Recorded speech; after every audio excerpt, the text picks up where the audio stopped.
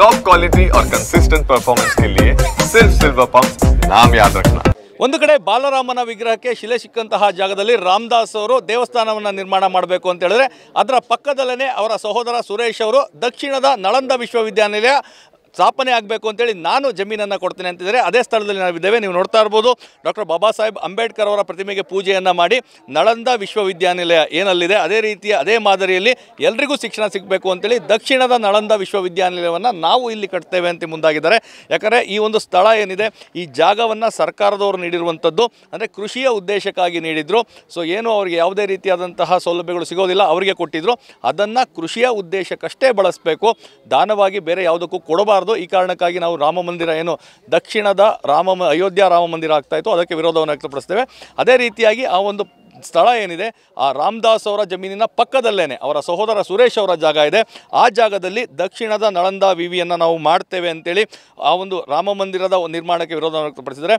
ಈ ಬಗ್ಗೆ ವಿರೋಧವನ್ನು ವ್ಯಕ್ತಪಡಿಸಿದಂತಹ ರಾಮದಾಸ್ ಅವರ ಸಹೋದರ ಸುರೇಶ್ ಅವರು ನಮ್ಮ ಜೊತೆಗಿದ್ದಾರೆ. ಸರ್, ಪ್ರಮುಖವಾಗಿ ನೀವು ಆ ರಾಮ ಮಂದಿರಕ್ಕೆ ವಿರೋಧ ಮಾಡ್ತಾ ಇರೋದು ಯಾಕೆ, ಮತ್ತು ಇಲ್ಲಿ ದಕ್ಷಿಣದ ನಳಂದ ವಿವಿಯನ್ನು ಸ್ಥಾಪಿಸಬೇಕು ಅಂತ ಮುಂದಾಗಿರೋದು ಯಾಕೆ? ಸರ್, ಈಗೆಲ್ಲ ಆಲ್ರೆಡಿ ಹೇಳ್ದಂಗೆ ನಮ್ಮ ವಿರೋಧ ಯಾಕಿದೆ ಅಂತಂದರೆ, ನಾವಿಲ್ಲಿ ಎಲ್ಲ ಸಮುದಾಯದವರು ಅಣ್ಣ ತಮ್ಮದ ರೀತಿ ಬದುಕ್ತಾ ಇದ್ವಿ. ಈಗ ಇಲ್ಲಿ ಏನು ಕೇಸರೀಕರಣ ಮಾಡಬೇಕು ಅಂತ ಹೊರಟಿದ್ದಾರೆ, ಅದರಿಂದ ಇಲ್ಲಿ ಬದುಕ್ತಾ ಇರ್ತಕ್ಕಂಥ ಎಲ್ಲ ಸಮುದಾಯದ ಎಲ್ಲ ಜಾತಿ ವರ್ಗದವರ ಒಂದು ಸಹಬಾಳ್ವತ್ತಿಗೆ ಧಕ್ಕೆ ಬರೋದಂತೂ ಖಂಡಿತ. ಯಾಕೆಂದರೆ ಈಗ ಉತ್ತರ ಪ್ರದೇಶದಲ್ಲಿ ಈಗ ಆಲ್ರೆಡಿ ನೋಡ್ತಾ ಇದ್ದೀವಿ ಏನೆಲ್ಲ ಅನಾಹುತಗಳು ನಡೀತಾ ಇದೆ ಅಂತ. ಸೊ ಹಾಗಾಗಿ ನಾವು ಅದಕ್ಕೆ ವಿರೋಧ ಇದೆ. ಈಗ ಏನು ಶ್ರೀ ಸ್ವಾಮಿ ಪೇಜಾವರ ಶ್ರೀಗಳು ಅದರಲ್ಲೂ ಅವ್ರು ಬರ್ತಾ ಇದ್ದಾರಲ್ಲ, ಅವ್ರ ವಿರೋಧ, ಅವ್ರ ಮೇಲೆ ನಮ್ಗೆ ವಿರೋಧ ಇದೆ. ಯಾಕೆಂದರೆ ಅವ್ರು ಆಗಲೇ ಹೇಳ್ತಾರೆ 501 ಪುಟಗಳನ್ನ ನಾವು ಸಂವಿಧಾನ ಬರೆದು ಇಟ್ಕೊಂಡಿದ್ದೀವಿ ಅಂತ ಹೇಳ್ತಾರೆ.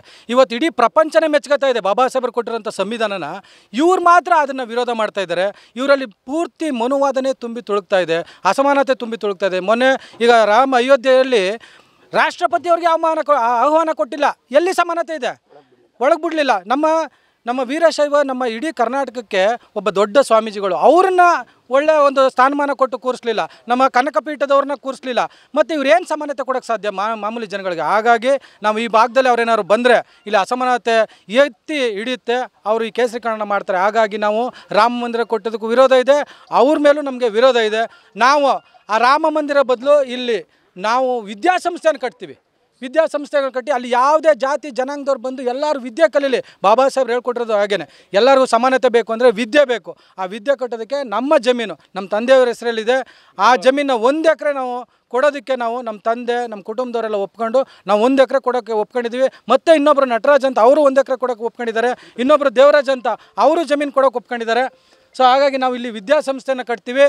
ನಾವು ಅದ್ರ ಮುಖಾಂತರ ಜನಗಳಿಗೆ ಸಮಾನತೆ ಕೊಡೋದಕ್ಕೆ ನಾವು ಇಚ್ಛೆ ಪಡ್ತೀವಿ ಸರ್. ಅಂದರೆ ಈಗ ಇರುವಂಥದ್ದು ಪೇಜಾವರ ಶ್ರೀಗಳು ಎಲ್ಲ ಕಡೆ ಸಾಮರಸ್ಯವನ್ನು ಬಿತ್ತುವಂಥದ್ದು.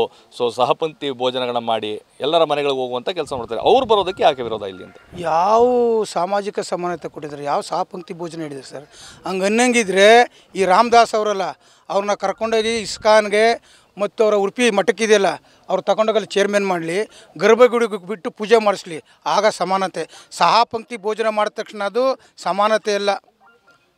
ಇದುವರೆಗೂ ಕೂಡ ಇದು ನಾಟಕವಾಗಿ ಬಂದಿರೋದು ಈ ಸಹಪಂಕ್ತಿ ಭೋಜನವನ್ನು ನಾನು 20 ವರ್ಷದಿಂದ ನೋಡ್ಕೊಂಡು ಬರ್ತಾಯಿದ್ದೀನಿ.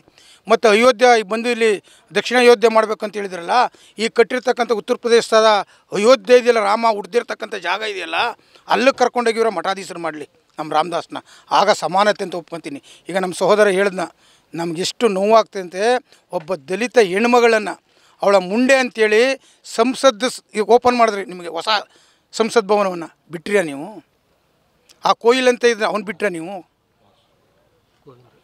ಎಲ್ಲಕ್ಕಿಂತ ಕೂಡ ನಮಗೆ ನೋವೇನು ಅಂತ ಹೇಳಿದ್ರೆ, ಇವತ್ತು ಕೂಡ ಯಾವುದೇ ಒಬ್ಬ ದೊಡ್ಡ ರಾಜಕಾರಣಿ ಆದರೂ ಕೂಡ, ನಾನು ಜಗಜೀವನ್ ರಾಮ್ ಕಾಲದಿಂದ ನೋಡ್ಕೊಂಬಂದಿನಿ. ಅವ ಉಪ ಪ್ರಧಾನಿ ಆದಂಥ ಸಂದರ್ಭದಲ್ಲಿ ಒಂದು ದೇವಸ್ಥಾನಕ್ಕೆ ಒಳಗಡೆ ಬಿಟ್ಬಿಟ್ಟು ಒಳಗಡೆ ಓದೋದಕ್ಕೆ ಗಂಜಳನ ಮಾಡಿರ್ತಕ್ಕಂಥ ದೇಶ ಅಸಮಾನತೆ ಇರತಕ್ಕಂಥದ್ದು. ಶಿಲೆ ಸಿಕ್ಕಂತಹ ಜಾಗ ಈ ಒಂದು ಸ್ಥಳದಲ್ಲಿ ರಾಮಂದಿರ ಮಾಡ್ತೇವೆ ಅಂತ. ಎಲ್ಲಿ ಸ್ವಾಮಿ ಶಿಲೆ ಸಿಕ್ಕಿರೋದು? ಇಲ್ಲಿ ಶಿಲೆ ಸಿಕ್ಕಿದ 8 ಕಡೆ ಕಲ್ಲು ಹೊತ್ಕೊಂಬಂದ್ಬಿಟ್ಟು ಯಾವುದೋ ಒಂದು ಕಲ್ಲು ತಗೊಂಡು ಬಾಲ ವಿಗ್ರಹ ಮಾಡಿಬಿಟ್ರೆ, ನಾನು ಇಲ್ಲಿ ಅರವಳ್ಳಿಲಿ ಸಿಕ್ಬಿಟ್ಟಿದೆ, ರಾಮದಾಸ್ ಜಾಗದಲ್ಲಿ ಸಿಕ್ಬಿಟ್ಟಿದೆ, ನಾವು ಒಪ್ಕೊಳ್ಳೋಕ್ಕೇನು ದಡ್ರೆ ನಾವು? ಹೇಳಿ ನೀವು ಎಲ್ಲಿತ್ತು ನಿಮಗೆ ಶಿಲೆ ಅಂತ ಪಕ್ಕ ಹೇಳಿ. ನೀವು ಯಾವ ಶಿಲೆನೂ ಕೂಡ ಇಲ್ಲೇ ಸಿಕ್ತು, ಇಲ್ಲೇ ಕೆತ್ತಿನ ಅಂತ ಯಾರೂ ಹೇಳಿಲ್ಲ. ಯಾವುದೋ ಒಂದು ಇಷ್ಟು ಶಿಲೆ ಮಾಡಿದ್ರು, ಎಲ್ಲೋ ಸಿಕ್ತು ತಗೊಂಡೋದ್ರು. ಅವ್ರಿಗೆ ಈ ಭಾಗದಲ್ಲಿ ಒಂದು ಅಯೋಧ್ಯೆ ಮಾಡಬೇಕು, ಧಾರ್ಮಿಕತೆಯನ್ನು ಬಿತ್ತಬೇಕು, ಅಸಮಾನತೆಯನ್ನು ಸೃಷ್ಟಿ ಮಾಡಬೇಕು, ಜಾತೀಯತೆಯನ್ನು ಸೃಷ್ಟಿ ಮಾಡಬೇಕು ಮತ್ತು ಮನುವಾದವನ್ನು ಹುಟ್ಟಾಕಬೇಕು ಅಂತಕ್ಕಂಥ ಮನಸ್ಥಿತಿಯಲ್ಲ ನಿಮ್ಮ ಕೇಸರೀಕರಣ. ಇದುವರೆಗೂ ಕೂಡ ಈ ದೇಶದಲ್ಲಿ ಯಾವ ಸಾಮಾನ್ಯ ಕೊಟ್ಟಿರ್ತ ಒಂದು ಉದಾಹರಣೆ ಕೊಡಿ. ಅವ್ರು ಹೇಳಿದ್ರು ಇಡೀ ಉತ್ತರ ಪ್ರದೇಶ ದಿನ ಬೆಳಗಾದಾದರೆ ಒಬ್ಬ ದಲಿತ ಮೇಲೆ ಅತ್ಯಾಚಾರ, ಒಂದು ಮದುವೆಗೊಂಡು ಕೂಸ್ಕೂಟ್ರಿ ಮಾಡಿದ್ರೆ ಕೊಲೆ ಮಾಡ್ತಿದ್ದೀರಿ, ಕೈ ಕಟ್ಟಿಸ್ತಿದ್ದೀರಿ, ವಾಚ್ ಕಟ್ಟಿದ್ರೆ ಬಟ್ಟೆ ಕೈ ಕಟ್ ಮಾಡ್ತಿದ್ದೀರಿ. ಇದು ನಿಮ್ಮ ಸಮಾನತೆನೇ? ಇದು ನಿಮ್ಮ ಕೇಸರೀಕರಣ ಮಾಡ್ತಿದ್ದೀರಿ, ಆಡಳಿತ ಮಾಡ್ತೀರಿ 10 ವರ್ಷದಿಂದ. ನಾಚಿಕೆ ಆಗೋದಿಲ್ವ ನಿಮಗೆ? ಅದನ್ನು ಮತ್ತೆ ಈ ಕರ್ನಾಟಕ ರಾಜ್ಯ ಸೌಹಾರ್ದಿತವಾಗಿ ಬದುಕ್ತಾ ಇದೆ.